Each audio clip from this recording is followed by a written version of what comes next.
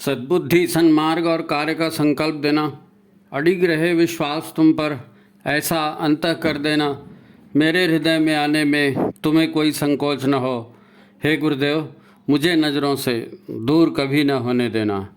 हे गुरुदेव, मुझे नज़रों से दूर कभी न होने देना। नमस्कार। गायत्री चिंतन धारा के इस सतत प्रवाह में आप सभी का स्वागत है। मित्रों, बड़े मुश्किल से आप लोग समय निकालते हैं। मुझको बार बार कहा जाता है कि आपका वीडियो लंबा होता है, 35 मिनट का, 30 मिनट का, 36 मिनट का, तो लोग सुनते नहीं हैं लंबे वीडियो। अब क्या किया जाए? मेरे दिमाग में एक बात आई, तो आज इसी पर अपन ने वीडियो बनाया है कि हम सब के पास समय नहीं है, तो वो समय जाता कहाँ है? जाहिर है कहाँ जाता है, आप सब जानते हैं। आप व्यस्त हैं उसमें, आप जहाँ पर आप भी काम करते हैं तो आपको मालूम है कहाँ जाता है। तो गुरुदेव ने इस चीज़ के बारे में एक अलग दृष्टिकोण अपना रखा। वो ये कहते हैं कि आज सब लोग अपनी अपनी समस्याओं के समाधान में लगे हैं। किसी को लगता है पर्यावरण की समस्या है, किसी को लगता है शिक्षा की है, किसी को लगता है नशा की है, किसी को लगता है जनसंख्या की है। लेकिन आश्चर्य की बात यह है कि गुरुदेव क्या कहते हैं इसके बारे में। तो गुरुदेव इसके बारे में कहते हैं कि बेटा, आज की समस्या आस्था संकट की समस्या है। आस्था संकट, आस्था और विश्वास लोगों का खत्म हो गया है और ये सबसे बड़ा संकट है। अब इसका ताल्लुक, इसका संबंध युग परिवर्तन से है, हमारे उज्जवल भविष्य से है। ये गुरुदेव अगर कह रहे हैं कि आस्था संकट सबसे बड़ा संकट है, तो निश्चित ही ये समझने वाली बात है। बहुत से लोग हमको शिकायत भी करते हैं, देखो वो जुड़ गया है लेकिन वो ऐसे करता है, वो कर्मकांड ऐसे करता है, वो लोग ऐसा करते हैं, वो लोग, बहुत सारी चीज़ें कही जाती हैं। सवाल ये है कि ये होता क्यों है? हम अपने भगवान के लिए, अपने इष्ट के लिए, जिसको हम सुप्रीम पावर मान रहे हैं, उसके लिए, जिसको हम तुम्हें माता च पिता तुम्हें, तुम्हें बंधुश्च सखा तुम्हें कह रहे हैं, उसके आदर्शों पर चलने के लिए हमारे पास समय नहीं है, या हमारा मन कमज़ोर हो जाता है, या हम उसको सेकेंडरी चीज़ों पे रखते हैं, प्राथमिकता उसको नहीं देते। ये है आस्था संकट। अगर विश्वास होता कि ये मेरे लिए अर्जेंट है, तो हम अर्जेंट के रूप में उसको करते ना। तो कहीं ना कहीं कोई ऐसा गड़बड़ झाला हो रहा है। तो गुरुदेव ने इसके संबंध में आस्था विश्वास जगाने के लिए कुछ बातें कही थी। दो पंक्तियों को हम यहाँ लेंगे। ये जो दो पंक्तियाँ हैं, ये बड़े अर्थ वाली पंक्तियाँ हैं और गुरुदेव के मुंह से निकली हैं, तो जाहिर है ये तो ब्रह्म सत्य है। पहली बात वो ये कहते हैं कि हम बिछड़ने के लिए नहीं मिले हैं। कई लोग ये सोचते हैं कि भाई हम ये काम कर रहे हैं, पता नहीं गुरुदेव का ध्यान देंगे कि नहीं, पता नहीं गुरुदेव साथ देंगे कि नहीं। तो गुरुदेव यहाँ पर आश्वस्त कर रहे हैं कि हमारा साथ, हमारी नज़र हमेशा आपके ऊपर बनी है और पहले भी थी, और हम बिछड़ेंगे नहीं। आप छोड़ के चले जाओ अलग बात है, लेकिन हम आपको नहीं छोड़ेंगे। ये बड़ा अर्थ है इसका। और दूसरी बात वो ये कहते हैं कि हम, है ना, वो स्वयं भी और माता जी भी, कि हम कहीं भी रहें, हमारा ध्यान सदा ही अपने बच्चों पर रहेगा। क्या कह रहे हैं? हम कहीं भी रहें, हमारा ध्यान सदा ही अपने बच्चों पर रहेगा। ये कहने की उनको ज़रूरत क्यों पड़ी? क्योंकि उनको मालूम है कि लोग स्थूल को देखते हैं, शरीर को देखते हैं। जो गुरु तत्व है, जो मुख्य बात है, उधर लोगों का ध्यान नहीं जाता। गुरुदेव कब उठते हैं, कब खाते हैं, कब ध्यान में जाते हैं, कैसे वस्त्र पहनते हैं, माताजी कैसे वस्त्र पहनती हैं, माताजी किससे क्या बोली, क्या, तो ये इन बातों पर ध्यान जाता है। लेकिन गुरुदेव माताजी के रूप में हमारे बीच जो चेतना उपस्थित है, उसका क्या महत्व है, इधर ध्यान नहीं जा पाता। और इधर ध्यान, यही आस्था संकट है कि हमारे सामने साक्षात शिव और माँ भगवती है, उसके बावजूद हम उसको समझ ही नहीं पा रहे हैं। ये आस्था और विश्वास का संकट। अगर वो समझते तो हम उनके हिसाब से उनको समझ जाते, तो उनके हिसाब से चलते। ढिलाई कभी नहीं होती। नहीं साहब हम इतने बजे नहीं उठ सकते, नहीं साहब हम इसके बिना नहीं रह सकते, नहीं साहब फलाना। गुरु के सामने बोलोगे क्या ऐसे? नहीं बोलेंगे। लेकिन अब वही कर, नहीं नहीं गुरुदेव थे तब शांति कुंज में ऐसा होता था, गुरुदेव थे तो मथुरा में ऐसा होता। तो थे का क्या मतलब? थे का क्या मतलब? अरे वो आज भी हैं और हमारी मदद कर रहे हैं, और हमारे जैसे हजारों लोगों की मदद कर रहे हैं। अपन इस विषय पर चिंतन करेंगे, आगे चिंतन करेंगे। लेकिन ये जो दोनों बातें हैं, ये बड़े अर्थ वाली बातें हैं कि हम बिछड़ने के लिए नहीं मिले हैं, और हम कहीं भी रहें हमारा ध्यान सदा बच्चों पर रहेगा। इस पर विश्वास कर लीजिए, हाथ जोड़कर विनंती है ना। ये दोनों संभव हैं। एकाएक किसी को इस बात पर विश्वास नहीं होगा, चाहे जितनी भी बार समझाएं कि गुरु एक व्यक्ति नहीं एक शक्ति है, फिर भी मन से देह भाव नहीं निकलता। मन से देह भाव नहीं निकलता। आप कई ऋषियों के चित्र के साथ गुरुदेव का चित्र अगर रख दें तो कोई नहीं कहेगा कि ये सारे मेरे गुरु हैं। वो चित्र की ओर इशारा करके कहेगा कि ये पंडित श्री राम शर्माचार्य ये मेरे गुरु हैं। हमारी चेतना अभी स्थूल जगत के प्रभाव में इस कदर है, हम शरीर और नाम से ही लोगों को पहचानते हैं। स्थूल रूप का ही पहचान है ना। अगर गुरुदेव यह कह रहे हैं कि हम बिछड़ने के लिए नहीं मिले हैं और हम कहीं भी रहें हमारा ध्यान सदा अपने बच्चों पर रहेगा, तो ये एक अलग ही आयाम की बात है, ये अलग ही एक धरातल की बात है। क्योंकि अब जिसने शरीर धारण किया है वो शरीर छोड़ेगा। अब उसको मौत कहेंगे या जो भी कहेंगे लोग बाग, वो अलग बात है। लेकिन गुरु जो एक शक्ति के रूप में है, वो तो उन्होंने खुद कहा ना कि भाई ये शरीर के रहते ज़्यादा काम नहीं हो रहा है, तो अब हमको शरीर छोड़ना पड़ेगा। अपनी इच्छा से गए वो तो। वो झूठ नहीं कह रहे हैं। पर हम कहते क्या हैं, जब गुरुदेव जीवित थे तब माताजी जीवित थी, हम वो इस तरह के उदाहरण देकर बताते हैं। तो हम देह की भाषा समझते हैं, इसलिए वो भी कह रहे हैं, हमें बच्चे कह रहे हैं कि बच्चे हैं, ये देह की भाषा समझ रहे हैं। ठीक है, अभी हम देहधारी हैं तो चेतना और शक्ति हमारे लिए पराये शब्द हैं। वैसे गुरुदेव ने हमें बताने का काफ़ी प्रयत्न किया है।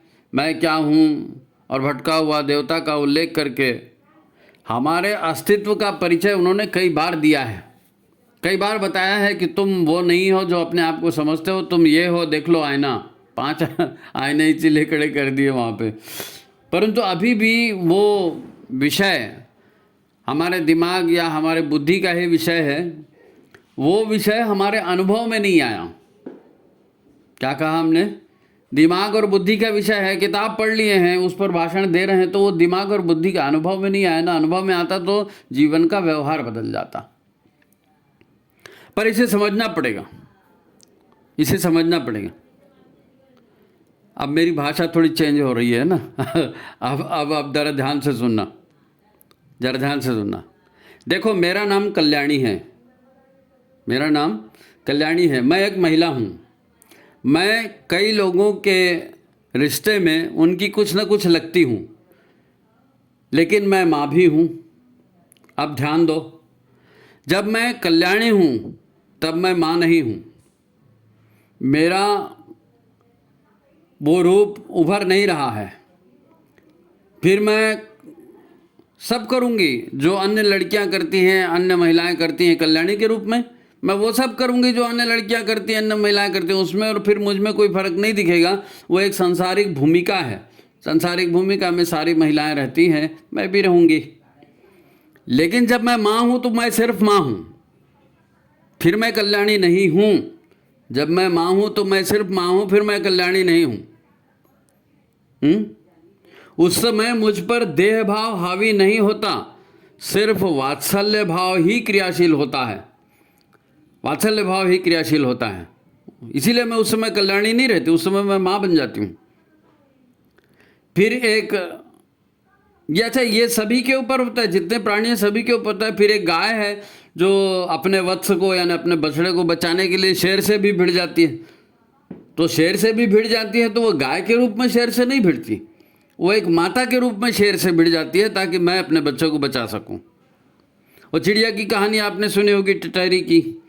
अपने चोंच में रेत भर भर के समुद्र को सुखाने चली गई थी, समुद्र को पाटने चली गई थी। क्यों? क्योंकि उस टिटहरी जमीन पे अंडे देती है, उसने अंडे दिए थे, समुद्र बहा के ले गए। उसने समुद्र से कहा मेरे अंडे दे दो, समुद्र ने कहा मैं नहीं दूंगा। तो उसके अंदर की माता जागी। अब कहाँ इतना बड़ा विशाल समुद्र और कहाँ टिटहरी, लेकिन वो अपनी चोंच से रेत उठा उठा करके उस समुद्र को पाटने में लगी थी। तो ये मातृत्व की ताकत है, ये माँ की ताकत है। ये माँ कर रही है, वो चिड़िया कर रही है, गाय कर रही है, महिला कर रही है, ऐसा नहीं है। माँ कल्याणी एक महिला जैसी अन्य करोड़ों महिलाएं हैं, पर जब कल्याणी मातृभाव में है तब वो ब्रह्मांड व्यापी भावना है। मातृभावना क्या है? ब्रह्मांड व्यापी भावना है, बड़ी सशक्त भावना है। वो शक्ति का एक अलग ही आयाम है मातृत्व। मातृत्व मतलब सामान्य महिला नहीं कह सकते। सामान्य महिला तो बहुत सारे काम करती है, बहुत सारे रोल में, भूमिकाओं में होती है, उसकी बात ही नहीं है। वो पुरुषों जैसे भी काम करेगी और अच्छे बुरे सब होता है। लेकिन माँ तो फिर माँ ही है, वो आयाम ही अलग है। वो कहते हैं ना, या देवी सर्वभूतेषु मातृ रूपेण संस्थिता। तो चाहे पशु है, पक्षी है, चिड़िया है, सांप है, या मनुष्य की रूप में जो महिला जन्म ली है, तो कल्याणी एक अलग चीज़ है और माँ एक अलग चीज़ है, जो कल्याणी के शरीर से कभी कभी अभिव्यक्त हो जाती है। मैं कल्याणी हूँ, मैं नारी हूँ, तो अन्य जैसी नारियाँ करती हूँ वो मैं भी करती हूँ, उससे कोई अलग नहीं हूँ मैं। लेकिन मेरे भीतर जब मातृत्व भाव जागृत होता है तो कल्याणी लापता हो जाती है, फिर वो कल्याणी नहीं रहती, मेरा रूप ही बदल जाता है। देखो, हम गुरुदेव के और उनके शब्दों को समझने का प्रयास कर रहे हैं ताकि आस्था संकट दूर हो। आस्था संकट दूर हो क्यों? हमें उस सत्य का साक्षात्कार करना है कि वो व्यक्ति नहीं, एक ब्रह्मांड व्यापी शक्ति है। मातृत्व का जैसे बताया आपको कि मातृत्व एक ब्रह्मांड व्यापी शक्ति है, वैसे गुरु भी एक शरीर नहीं है, ब्रह्मांड व्यापी शक्ति है गुरु, है ना। वैसे ही गुरु ब्रह्मांड व्यापी शक्ति है। वो श्लोक है ना, मातृवत लालयित्री च पितृवत मार्गदर्शिका। तो ब्रह्मांड व्यापी शक्ति है जो माता के रूप में हमारा लालन पालन कर रही है, पिता के रूप में मार्गदर्शन कर रही है। उस शक्ति को गुरु कह रहे हैं। देखो, बात को समझो। जब तक मैं कल्याणी हूँ, मैं किसी की पत्नी हूँ, मैं किसी की बेटी हूँ, मैं किसी की बहन हूँ, अन्य रूपों में हूँ, पर जब मेरा शाश्वत रूप माँ का है तब तो मैं नारी शरीर में हूँ और माँ के रूप में हूँ। नारी शरीर मिला ही इसीलिए है कि हम जो है शरीर के रहते माता के कार्यों का क्रियान्वयन कर सकें। माता के कार्यों का क्रियान्वयन करना है ना। बच्चे को जन्म देना है, उसका लालन पोषण करना है, उसके भीतर अच्छे भाव भरने, तो ये माता ही कर सकती है ना, उसको माता ही कराएगी उसको। अब हर प्राणी में माँ है और उसके रहते इस संसार में जीवन है। अगर माँ नहीं होगी तो जीवन भी नहीं होगा। फेमिनाइन है ना, फेमिनाइन नारी, प्राणियों में भी, वनस्पतियों में भी, धरती में भी, या देवी सर्वभूतेषु मातृरूपेण संस्थिता, ये भाव सब में है। अब आप कल्पना करें कि पंडित श्री राम शर्मा आचार्य क्या हैं, माता भगवती देवी क्या हैं? अब जो भी विशेषण उन पे लगा दो, आचार्य कहो, वेद मूर्ति कहो, तपोनिष्ठ कहो, गुरु कहो, गुरु माता कहो, जब आप ऐसा कहते हो, उनको उस रूप में देखते हो, उनके फोटो रखते हो, उनकी पूजा करते हो, तो ये आप उनके देह भाव की स्थिति को मान रहे हो। देह भाव के गुरुदेव ऐसे दिखते हैं। मान लो कोई गुरु का फोटो बना के लाया, बोला देखो ये गुरुदेव का फोटो, तो आप फट से बोलोगे नहीं नहीं नहीं, गुरुदेव का थोड़ी है। तो गुरुदेव को व्यक्ति के रूप में देख रहे हैं ना हम, देह भाव में। मैंने क्या कहा था, जब तक मैं कल्याणी हूँ और वो श्री राम शर्मा आचार्य या भगवती देवी हैं, तो हमारे बीच एक अलग तरह का रिलेशन है।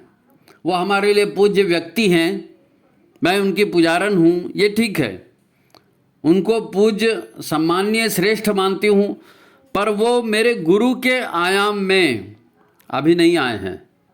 गुरु के आयाम में वो अभी नहीं आए हैं। मैं उनका सम्मान कर रही हूँ, श्रेष्ठ मान रही हूँ, पूजा कर रही हूँ, ठीक है, लेकिन गुरु के रूप में मैंने शायद अभी उसको स्वीकार नहीं किया है। मैं भी शरीर हूँ और उनके व्यक्तित्व को, देह रूप को ही सब कुछ मान रही हूँ। जिस दिन, जिस पल मैं उनकी शिष्या के रूप में व्यवहार करने लगूंगी, वो भी मेरे लिए देह रूप श्री राम शर्मा आचार्य नहीं रहेंगे और वो फिर मेरे सर्वस्व हो जाएंगे। फिर से बोलूं, जिस दिन मैं उनकी शिष्या के रूप में व्यवहार करने लगूंगी, उनकी शिष्या की गरिमा को समझकर ही व्यवहार करूंगी ना, तो उनकी शिष्या की गरिमा समझकर वैसा व्यवहार करने लगूंगी, तो फिर मेरे लिए वो देह रूप नहीं रहेंगे श्री राम शर्मा आचार्य, वो फिर गुरु रूप में हो जाएंगे और मेरे सर्वस्व हो जाएंगे। तो उनके लिए सर्वस्व निछावर भी हम कर सकते हैं। मेरे माता पिता, मेरे ब्रह्मा विष्णु महेश हो जाएंगे वो। मेरी मान्यता और कार्य बदलते ही वो भी मेरे लिए व्यक्ति नहीं, शक्ति रूप हो जाएंगे। ये स्विच ऑन जो है ना, ये स्विच ऑन हर उस व्यक्ति को करना है जो अपने आप को उनका शिष्य मानता है।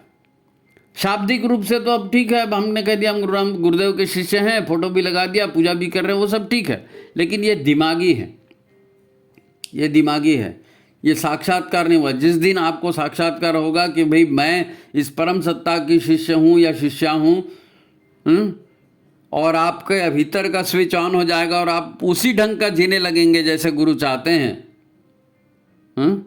अब वो तो गुरु रूप में है ही, मैं उन्हें देह रूप में समझ रही थी, इसे क्या कहेंगे?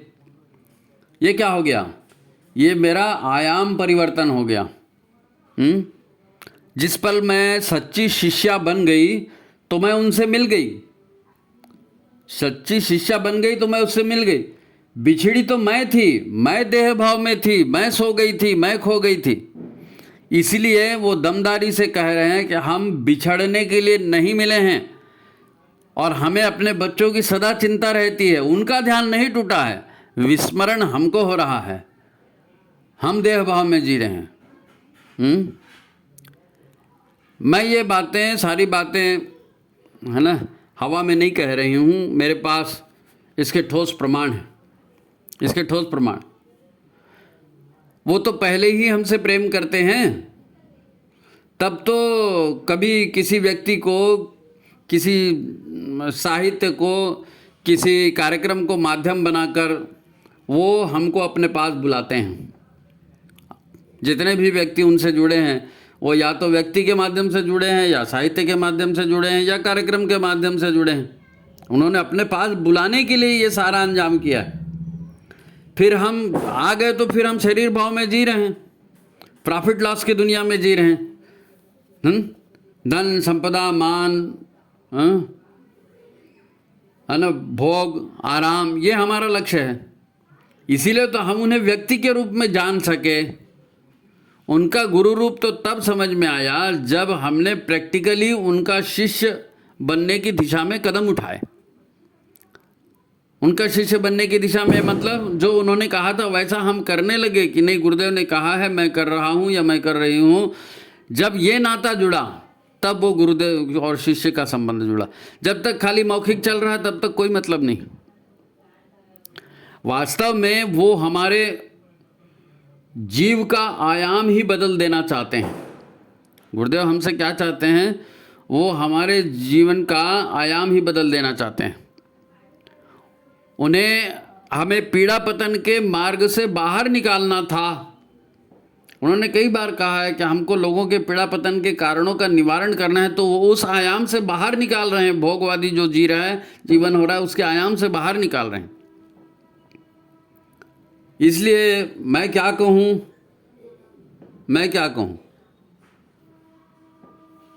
लिखी जो है, हमें पीड़ा पतन के मार्ग से बाहर निकालना था उनको, इसलिए उन्होंने किताब लिखी, मैं क्या हूँ, भटका हुआ देवता का मंदिर बनाया।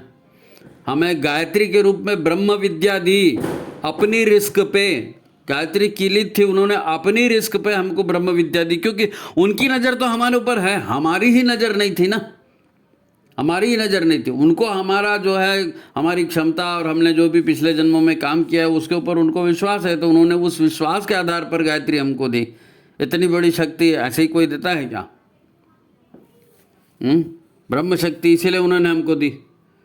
हमारे 5 कोशों से उन्होंने परिचय कराया, कर्म फल सिद्धांत से परिचय कराया, पुनर्जन्म और विचारों से परिचय कराया, संस्कारों से परिचय कराया, विचारों और संस्कारों का महत्व बताया। और लास्ट में वो क्या कहते हैं?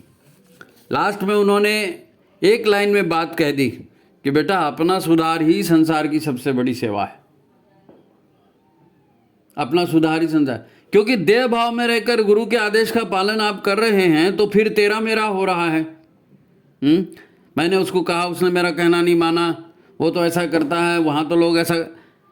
तो यहाँ पर इस चीज़ को भी रोकने के लिए उन्होंने एक लाइन में बात कह दी है कि बेटा तुमको संसार नहीं बनाना है, तुमको केवल अपने आप का सुधार करना है, और तुम्हारा सुधार हो इसलिए ये सारे कार्यक्रम दिए हैं। हालांकि ये उन्होंने कहा नहीं, उन्होंने सिर्फ एक लाइन में बात कही कि अपना सुधार संसार की सबसे बड़ी सेवा है, तो तुम अपना सुधार करो। आयाम बदलना चाहते हैं वो। अब बात को एक अलग ढंग से समझने की प्रयास करते हैं, अलग ढंग से समझने की प्रयास करते हैं। बात गंभीर है ना, हृदय में उतरनी चाहिए, हृदय में उतरनी चाहिए, क्योंकि गुरु से अधिक महत्वपूर्ण मुद्दा हो ही नहीं सकता। गुरु से अधिक महत्वपूर्ण मुद्दा हो ही नहीं सकता, क्योंकि स्वयं मैं और मेरे जैसे हजारों लोग गुरुदेव या माता जी की मदद महत्वपूर्ण अवसरों पर पाते रहते हैं, पाते रहते थे और पाते रहेंगे। मुझे भी उनकी मदद मिली है, बहुतों को मिली। और ये बात अनुभव सत्य है कि देह त्याग के बाद भी हमारे विचार और हमारे संकल्प उन तक पहुंच रहे हैं, उन तक पहुंच रहे हैं। हम गुरुदेव के सामने बैठते हैं, घर में जहाँ देव स्थापना वहाँ बैठते हैं, वहाँ हाथ जोड़ते हैं, वहाँ प्रार्थना करते हैं, उनको बताते हैं गुरुदेव ये काम है, ये ऐसा ऐसा है, मैं ऐसा ऐसा कर रहा हूँ, उनकी सहायता चालू हो जाती है। उनकी सहायता हमको मिलनी चालू हो जाती है, क्योंकि हमारे विचार, हमारे संकल्प कंटिन्यूस उनके पास पहुँच रहे हैं। वो हमें देखे चाहे मत दिखे, वो हमें दिखे चाहे मत दिखे। ये बहुत बड़ी बात है, इसको समझना पड़ेगा। उनकी मदद लगातार हमको मिल रही है, इस बात का प्रमाण है। हमसे ये कहा जाता है कि गुरुदेव और माता जी एक ही हैं। आप गुरुदेव का ध्यान करते हुए गायत्री मंत्र का जाप करो, गायत्री माता का ध्यान करते हुए गायत्री मंत्र का जाप करो, या माता जी का ध्यान करते हुए गायत्री मंत्र का जाप करो, एक ही बात, एक ही बात, क्योंकि गुरु स्वयं गायत्री रूप हो चुके हैं। देखो, गायत्री चालीसा भी एक बेहतरीन मार्गदर्शक है, बेहतरीन मार्गदर्शक है। कब उसको सिर्फ तोते के जैसे बोल दिया ऐसा नहीं। जब गायत्री चालीसा भी पढ़ते हैं ना, तो उस भावों को देखने का प्रयास करो, देखने का प्रयास करो। वो चित्र दिखना चाहिए जो शब्द उसमें कहे गए हैं, है नहीं। उसमें एक पंक्ति आती है गायत्री चालीसा में, जानत तुम्हि भय जाई, जानत तुम्हि भय जाई।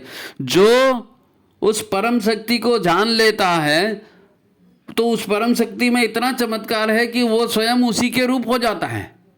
उसके प्रभाव के बाहर जाने की इच्छा ही नहीं होती। आज हम संसार में रहते हैं, संसार के प्रभाव में रहते हैं, तो गुरु के बीच में जाने की इच्छा नहीं होती, क्योंकि वो आयाम अलग है।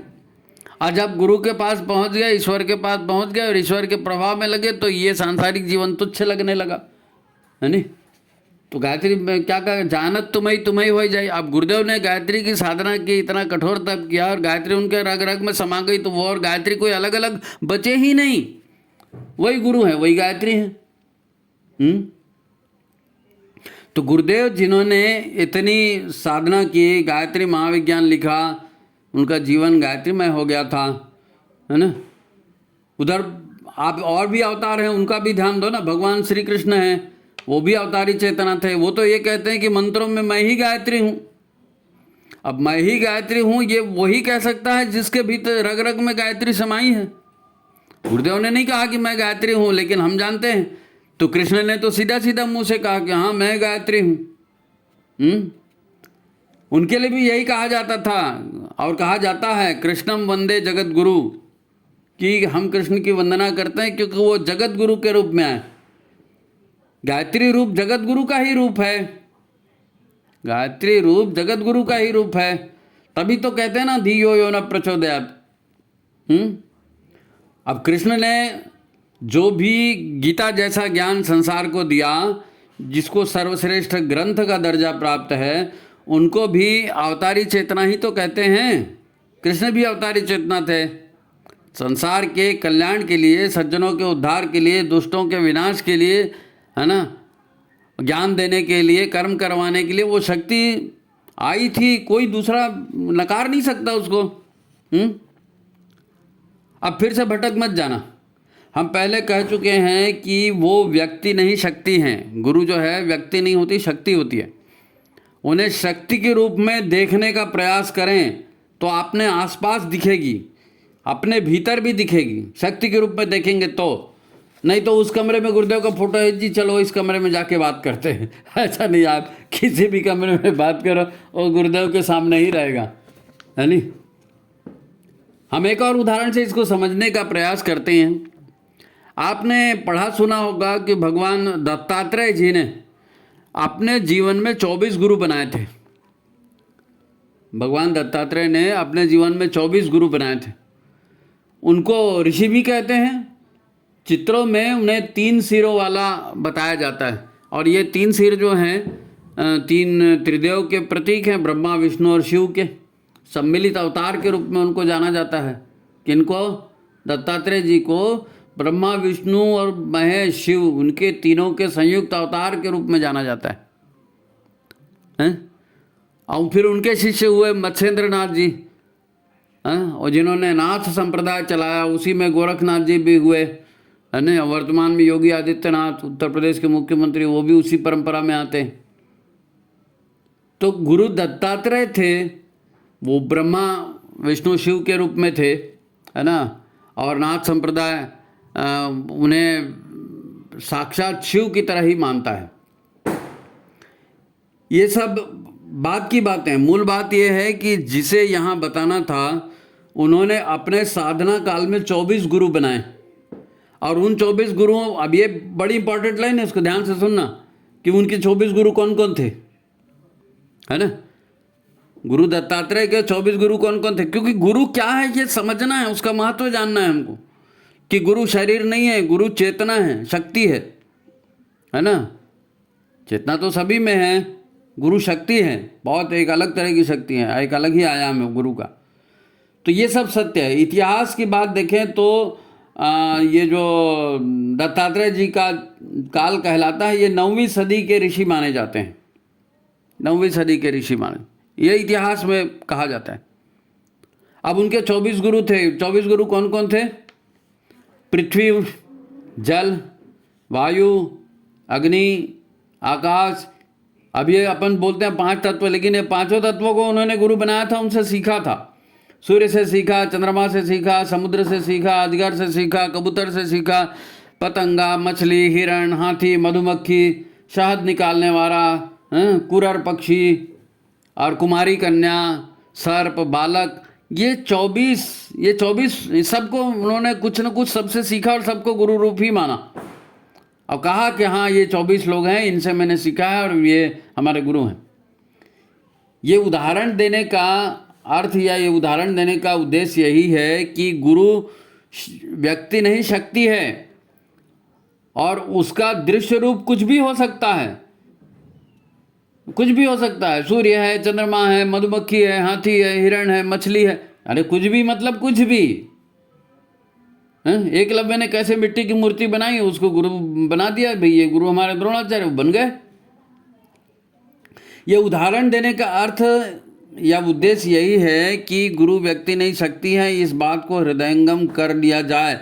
आप किसी ऐसे वैसे व्यक्ति से नहीं जुड़े हैं, आप साक्षात महाकाल सत्ता से जुड़े हैं। ये अनुभव करना है, ये अनुभव करना है। आप लगातार उनकी नज़र में हैं, ये अनुभव करना है। उनकी कृपा से आपका बहुत अच्छा हो रहा है, नहीं तो और भी बुरा हो सकता था, ये अनुभव करना है। वो आपकी सुरक्षा करते हैं, ये अनुभव करना। आप यानी उनका दृश्य रूप कोई भी हो सकता है, पर वो मार्गदर्शन करते हैं, वो सिखाते हैं, वो ज्ञान देते हैं, ये मेन बात है। और ज्ञान प्राप्ति के बाद उन्हें ही संयुक्त रूप से ब्रह्मा विष्णु शिव स्वरूप, देवता स्वरूप या अवतारी चेतना स्वरूप कहा गया ना, साक्षात्कार होने के बाद कहा। और उनकी ये परंपरा आज भी जीवित है, आज भी वो ज्ञान दे रहे हैं। वैसे भी साक्षात शिव जो है ना, त्रिदेव में जो शिव कहे जाते हैं, भगवान शंकर, भोलेनाथ, शंभू, जो भी उनका नाम लो, है नहीं, तो शिव जिनके बारे में इतनी बड़ी बड़ी बातें हैं, जिनके नाम पर है ना विशिष्ट शक्तियों से युक्त कैलाश पर्वत धरती पर आज भी विद्यमान है, और ये कैलाश उनका निवास माना जाता है। आज भी वैज्ञानिकों के शोध का विषय है ये कैलाश पर्वत। वे भगवान शिव जो है ये आदि गुरु कहलाते हैं, है ना, आदि गुरु कहलाते हैं। उन्होंने सर्वप्रथम गुरु परंपरा की शुरुआत वहीं से की। सप्त ऋषियों को सप्तऋषि ज्ञान के स्रोत कहलाते हैं ना, तो सप्त ऋषियों को ज्ञान कहाँ से मिला था? भगवान शिव से मिला था। ज्ञान दीक्षा देकर दुनिया भर में ज्ञान के विस्तार का उन्होंने आदेश दिया था सप्त ऋषियों को। अच्छा, उसके बाद भी हम देखते हैं कि भारत में जैसे अब ये 2500 साल पहले बुद्धावतार हुआ। अब कब बुद्ध जी जब तक थे सब बढ़िया चल रहा था। कई वर्षों बाद जो है बौद्ध धर्म में विकृतियां बढ़ गई, तो सनातन धर्म की रक्षा के लिए पुनः जो शक्ति अवतरित हुई वो शक्ति भी आदि शंकराचार्य के रूप में आई, है नी, आदि शंकराचार्य के रूप में आई। अब उन्होंने संस्कार परंपरा को एक तरह से शुरुआत किया। भारत के चारों कोनों में 4 धाम बनाए, 4 मठ बनाए, है ना, बहुत कुछ उन्होंने इस ढंग से शुरुआत किया कि मामला बिगड़ना नहीं चाहिए। ये जो गुरुदेव ने कहा आस्था और विश्वास का संकट ये दोबारा मनुष्य में मत बने और मनुष्य पारलौकिक ज्ञान से, अलौकिक ज्ञान से जुड़ा रहे, इसलिए शंकराचार्य भी गुरु परंपरा के ही रूप में आए ना, गुरु परंपरा के ही रूप में आए। जो 4 मठ 4 धाम बनाए वो सनातन धर्म की और देश की एकता और अखंडता की रक्षा के लिए बनाया, और वो आज भी बेहतर ढंग से काम कर रहे हैं। अब हम फिर से शुरुआत की उन पंक्तियों की ओर चलते हैं जिससे हमने शुरुआत की थी, जिसमें वो कहते हैं कि हम बिछड़ने के लिए नहीं मिले हैं। आप भूल जाओ गुरुदेव को, लेकिन गुरुदेव आपको नहीं भूले हैं। अभी हमने देखा कि त्रिदेव में आदिदेव शिव प्रथम गुरु के रूप में आए थे। महाकाल के रूप में वो चेतना स्वतः सक्रिय हुई थी, और स्वतः सक्रिय हुई थी, उसको कोई उसका माई बाप थोड़ी था, वो चेतना स्वयं सक्रिय हुई थी, इसलिए वो स्वयंभू कहलाए ना। जो अपने आप प्रकट होता है वो स्वयंभू है, फिर वही स्वयंभू का शंभू हो गया। यानी वो आदि शक्ति या चेतना जिनको कोई माता पिता हो, कौन हो, ये कह नहीं सकते। उन्होंने ज्ञान देना और संसार को सुव्यवस्थित करने का बीड़ा उठाया, गुरु के रूप में काम किया, सबसे प्रेम किया, सबको वरदान दिए। उन्होंने ईश्वरीय व्यवस्था को खत्म करने का प्रयास करने वाले जो थे उनका विरोध किया, और कब विरोध किया? पहले तो उनको बहुत दिन अवसर दिया कि भाई चलो ठीक है, थोड़ा बहुत बिगाड़ हो गया तो दूसरे देख लेंगे, थोड़ा बहुत बिगाड़ हो गया दूसरे। लेकिन जब बिगाड़ बहुत ज़्यादा हो गया तब फिर तांडव, महाकाल का तांडव प्रसिद्ध है ना। तो वही गुरु है, लेकिन वही तांडव भी कर रहे हैं। काहे के लिए? दुष्प्रवृत्तियों का विनाश करने के लिए। तो गुरु एक व्यक्ति के रूप में नहीं है। आप गुरु किसको मानोगे? शंकर जी आए, आदि शंकराचार्य आए, कृष्ण भगवान आए, दत्तात्रेय आए, हैं, ये जितने भी आए, ये सब क्या शरीर अलग अलग हो सकते हैं? चेतना वही थी, काम वही था, सारा काम उन्होंने वही किया। तो फिर उन्होंने ईश्वरीय व्यवस्था को सुचारू रूप से चलाने के लिए ये सारी लीला दिखाई ना। अब वही तो गुरु की पहचान है जी, वही गुरु की पहचान है कि वो सुधार करने के लिए दंड भी रखते हैं, खाली प्रेम करते हैं ऐसा नहीं है। जो गड़बड़ करेगा उसको गुरु तो छड़ी लाके छम छम विद्या यही गम गम, तो महाकाल के रूप में भी आते हैं ना। अब जब से ये सृष्टि बनी है तभी से ये क्रम लगातार चल रहा है। ईश्वर गुरु के रूप में आते हैं, हमारा मार्गदर्शन करते हैं, और अभी भी ईश्वर गुरु के रूप में आए और हमारा मार्गदर्शन करें। हमारी आस्था संकट, हम उनको पहचान नहीं पा रहे हैं। साक्षात गुरु के रूप में भगवान हमारे बीच में आए, भगवती हमारे बीच में, हम उनको पहचाने। ये बड़े दुख की बात है, लेकिन ये सच है। जितने जल्दी इसको समझ जाएं उतना जल्दी हमारा कल्याण होगा। इसीलिए तो वो लिखते हैं कि हम बिछड़ने के लिए नहीं मिले हैं, क्योंकि उनके वो तो साक्षी है ना, उनको सब मालूम है।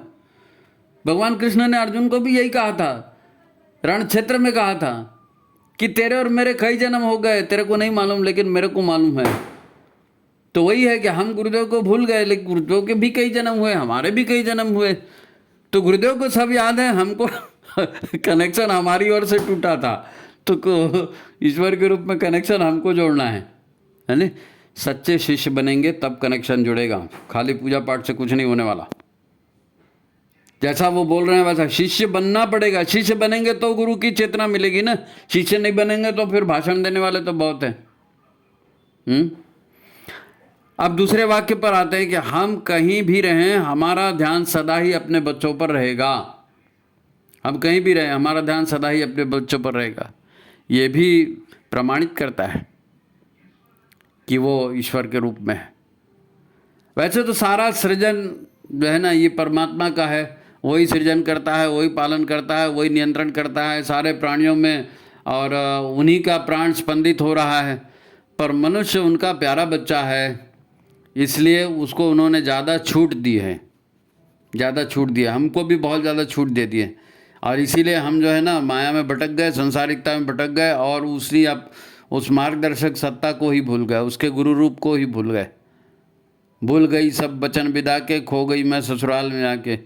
ये दुनिया मेरे बाबुल का घर, वो दुनिया ससुराल, है ना। जाके बाबुल से नज़रें मिलाऊं कैसे? तो गुरुदेव से नज़र मिलाने की बात आएगी तो फिर हमारी आंखें नीची नहीं होनी चाहिए, ऐसा व्यवहार हमारा बने। तो ठीक है, ये एक मैसेज था कि स्वयं भगवान हमारे गुरु हैं और उस पर विश्वास रखिए, उनके हिसाब से चलिए, उसी में कल्याण है। तो आज की बात समाप्त करते हैं, आगे और भी इस विषय पर हम देंगे। अभी इतना ही करते हैं, नहीं तो लंबा हो जाएगा वीडियो। तो ठीक है, चैनल को लाइक करिए, शेयर करिए, सब्सक्राइब करिए, और जो भी बोलना है व्हाट्सएप से जुड़िए, व्हाट्सएप कीजिए। व्हाट्सएप नंबर यहाँ आपको दिया गया है ना। और फिर हम आपसे कहेंगे कि जिनको भी आप वीडियो भेज रहे हैं उनको बताइए कि आपको ये वीडियो व्हाट्सएप से भेजा गया, प्लीज़ इसको खोल करके देखें, क्योंकि कचरा जैसे बहुत सारा मैटर आते रहता है व्हाट्सएप में, और हर बार हम बोल रहे हैं, फिर हम बोल रहे हैं। आपकी मेहनत बेकार नहीं जानी चाहिए, हमारी मेहनत बेकार नहीं जानी चाहिए। वैसे तो जो सुपात्र होगा उसके पास पहुंचेगा, लेकिन पहुंचाना तो हमारा काम। तो ठीक है, उम्मीद है बात आपकी समझ में आई होगी। सभी को नमस्कार, प्रणाम।